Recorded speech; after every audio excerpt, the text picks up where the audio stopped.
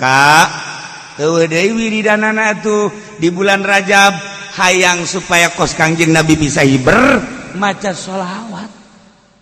Baca sholawat sampai sapeting 4444. Tuh sia mah hiber hayang dibere 4444 geus teu ditiheula we goblok. Hayang nama meureun baca sholawat tilu haju hiber mana aya. Saya sholawat tasbih siap-siap. Jang isukan tali na kencengkeun loba boga tasbihna. Geus aya batur hayangan jual. Lain tasbih jualan tasbih. Nah, sholawat itu nu mana? Nu urang resep eta akur jeung urang. Obat ge. Ieu obat bagus jeung dokter ieu obat bagus can pugu akur ka jeung urang. Darahna, tensina kan diakurkeun heula. Ternyata oh ieu mah paramek akurna, nu ieu mah bodrek, nu ieu mah prokol, nu ieu mah itu padahal mah kolot tapi bodreksin beda. Atuh geus kitu bae pengobatan mah aneh. Ieu sih make bodreksin cager wallahu alam. Aing asal bodreksin cager. Berarti jiwana kanak-kanak ya budak.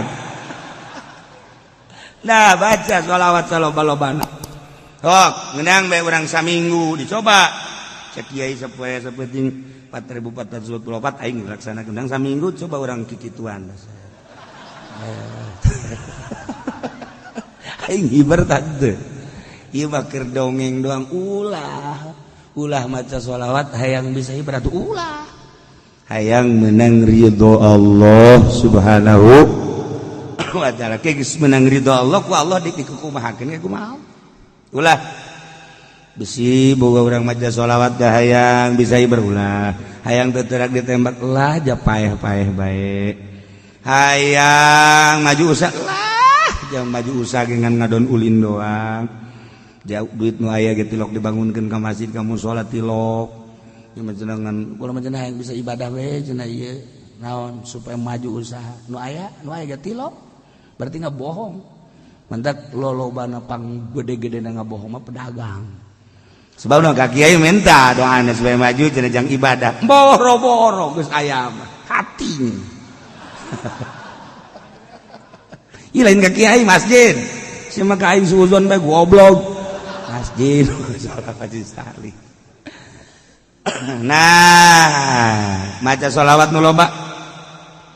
Berang penting baca sholawat bae deuk sholawat munjiat. Deuk sholawat kamilah atawa nariyah. Kamari sholawat nariyah teh horenganan ciptaan Ibrahim At-Tazi. Makomna di ditu di Maroko. Masya Allah di Pes. Nah, eta nu sok urang dibaca Allahumma sholli sholatan kamilatan wa sallim salaman taman nasina Muhammadin lajitan halu bihil uqadu wa tanfariju bihil qurba wa tuqda bihil hawaij tunalu bihil raghaib husnul khatimi wa yustasqal ghamam abah madi dieu ngaijazahkeun wa yustasqal ghamam biwajhil karim kamari ngadeng itu wa yustasqal ghamam picung gentur mah wa yastasqil ghamam kula ijazah dipicung yang baden wayastasqil ghamamu yang nu wayastasqil ghamamu tapi kiai-kiai nu lain diurangi wayustasqal ghamamu lah cenah daripada kitu mah kula moal maca tolol be coba diributkeun wayustasqal jeung wayastasqil moal maca aing mah aya ge deuk wayustasqal penting maca ieu mah lain riweuh kieu mah ngadengeuna ge moal maca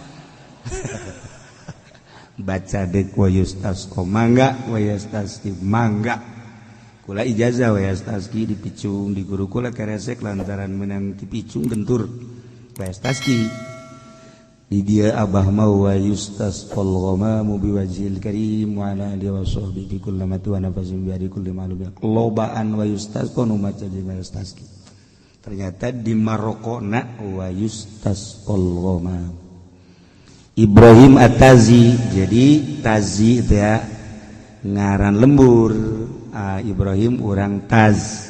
Geus eta teh salah ngangaranan kudu nama sholawat At-Taziyah. kamilah at-taziyah kulantaran zaina di ditu dicecekan jeung takna dicecekan ke orang Indonesia berarti sholawat kabilah an-nariyah padahal mah taziyah gitulah surah Syekh itu Abdul Aziz Al-Kubati ngan kulantaran geus tenarna di mana-mana nariyah masalah sebab ieu sholawat bagaikan seuneu dina pada panas bisa ngahuru kasalahan-kasalahan ngahuru dosa-dosa ngahuru kabeung berat sok lobakeun geura-geura maca sholawat eta hampang awak hampang sholawat eta mah ngan panas memehna sebab eta sholawat beda tamah beda sholawat eta mah dan mandak nu geus ijazah mangga baca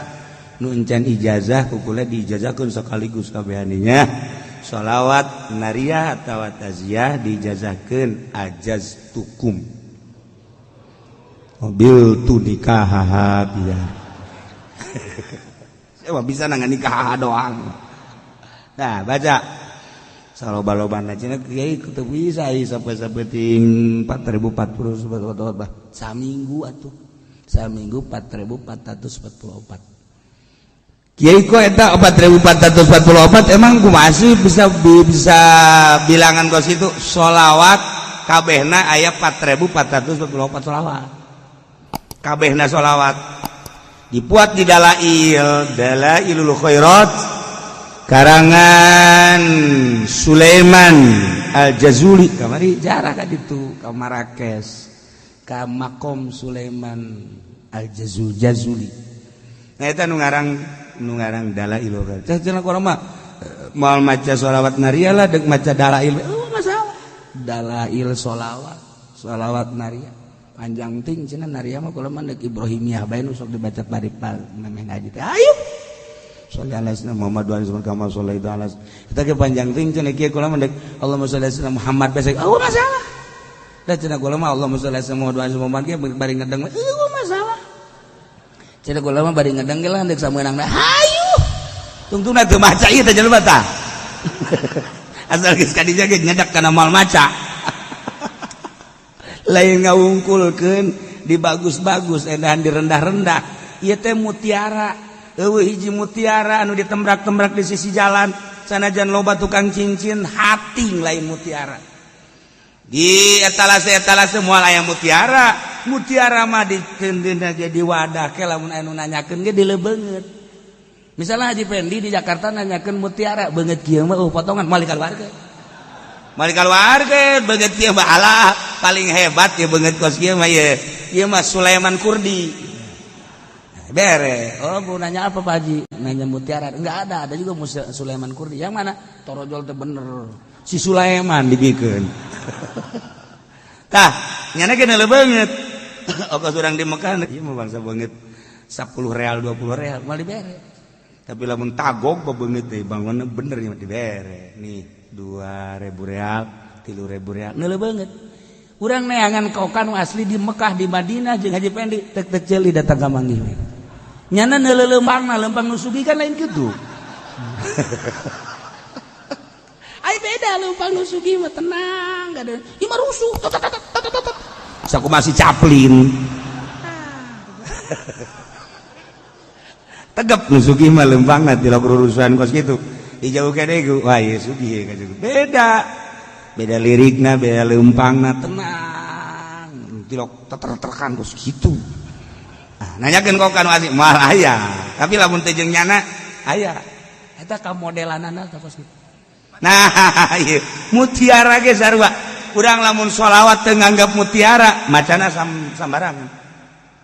sambarangan tapi lamun urang nganggap ieu mutiara masyaallah mandi heula urang lantaran tas jeung pamajikan ya pasti mandi lah lain baca sholawat berarti tah mah baca sholawat khusus mandi nawaitu lamun penting nawaitu gusnalis salamah wal afiyah terus urang wudu bersuruh salat ngaca sholawat ieu mutiara mun urang teu nganggap bahwa ieu sholawat mutiara urang sambarangan macan tapi lamun ieu lain sambarangan ieu mutiara loba waliullah ku maca sholawat ieu bisa nyaba ka alam malakut loba waliullah kum sholawat ieu bisa naon kitu ngaranna dibere ilmu laduni loba wali-wali Allah sholihin sholihin naon eta anggapan sholawat ieu mutiara lamun teu nganggap sholawat mutiara urang api lain bae tapi lamun urang maca sholawat nganggap istimewa ieu mutiara teu sambarangan jelema boga sholawat ieu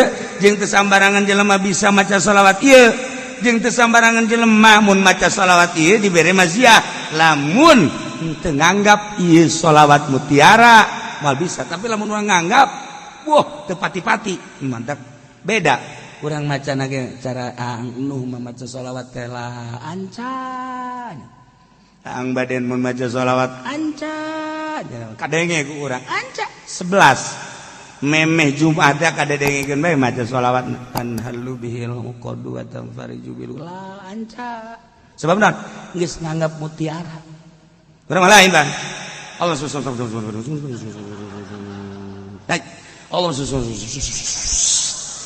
Allah Aisyah baca naon sholawat kan gitu amat Allah udah ngomong teu anggap jana teu anggap naona sebab teu anggap ngalamun nganggap mutiara mah kan masyaallah alhamdulillah bisa 11 ya luar biasa Allah ningalikeun memperhatikeun jeung ngadengikeun ka sholawat dimumule ku urang geus tamat 4444 waduh aing ge dibere kuat ku Gusti Allah ngaluarkeun duit kade ceng-ceng sia yatim kan nah ya dibere tah 1 juta yo sia yatim piatu ya 1 juta sia abi mah rangda ye abi mah rangda ngorak nah 5 juta sia mah ye coba nomor SMS sabaraha sia mah sedekah teh sok aja efek samping tah ieu anggap mutiara sebab gua lagi sok ningali jelema maraca salat teu nganggap mutiara naonan anggap mutiara lamun urang ngangkos urang boga wiridan naon gara-garana hizib teu nganggap mutiara malah naonan urang boga wirid ti guru al ayat saayat 2 ayat tapi teu nganggap mutiara weuh naonan komo ieu mah wahyu anggap ieu mutiara wahyu Allah urang apik macana moal kebel karasa ku urang nah urang baca sholawat di jero bulan Rajab dari khusyuk anggap sholawat ieu mutiara ulah nganggap sepele ka sholawat lamun urang nganggap sepele asal maca bae mal karasana naon tapi urang dianggap mutiara masyaallah kari urang ya Allah ya Rabb dibere bisa ieu maca ieu dibere kuat ya Allah lain abdi nu misakeun jeung lain abdi nu nguatkeun Gusti ya Allah abdi geus dibere karomah ku Gusti dibere karomah teh artina kamulyaan bisa maca bisa kuat eta karomah nu mantak urang neangan karomah teh lain kudu bisa hiber urang neureun karomah teh lain kudu jelema bisa ngapung lain bisa silem lain karomah nu paling hebat diri urang dibere daek salat eta karomah ketika urang salat ya Allah ya Rabbi Gusti ieu teh nganang Gusti salat abdi dibere kuat batur nu garaga ge teu kuat abdi mah dibere kuat berarti abdi geus dibere karomah ku Gusti aing wali ieu tah aja sok tungtung jora jasa sia mah sok aju ngawalikeun maneh ieu keur carita penghormatan ti Gusti Allah urang dibere kuat salat dibere kuat ngaji teh urang dibere darah rek ngaji ieu karomah ti Gusti Allah katangga urang nu gagah nu gendut anu gembul teh daekeun ngaji urang mah anu dahar hese tapi ngaji ieu meureun ku gara-gara hese dahar jadi ngaji karomah ieu ti Gusti Allah daek ngaji diuk set ngadengekeun lamun lain boga kamulyaan ti Gusti Allah mal kuat nah hayang nyaho ka karomah urang dibere daek ibadah eta karomah paling rendah paling gampang paling deet eta adalah urang dibere daek ibadah eta karomah ti Gusti Allah hayang nyaho karomah mata eta kos kitu ngan haji ulah sok ngawali-wali urang kasalaman da jeung tetangga urang nu teu salat sia nyaho ka wali naon nya deh wali mah kudu boga karomah sakumaha nabi kudu boga mujizat mana sia karomah sia teu salat aing salat aing tah dibere karomah ku Gusti Allah daek salat eta wali aing cak anu disasalaman teh salat sia husu tante tamun pelbah husu aing teu teu lain karomah tah mah kos kitu mah penghinaan ti Gusti Allah kan sia pinter amat ye daripada sia salat teu husu mendingan aing teh salat waduh jadi ribut tungtungna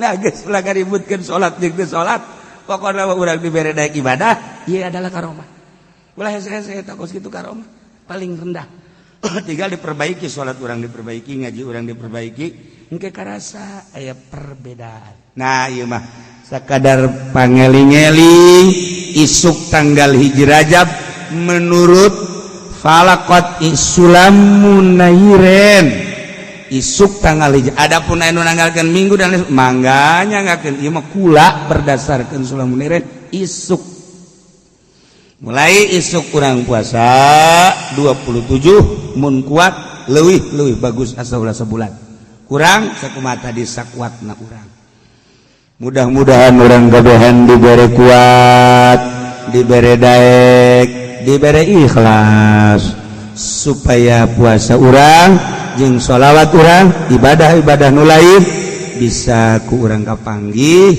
di alam akhirat sehingga jadi jembatan keselamatan urang ti mahsyar nepikeun ka surga Allah Subhanahu wa taala.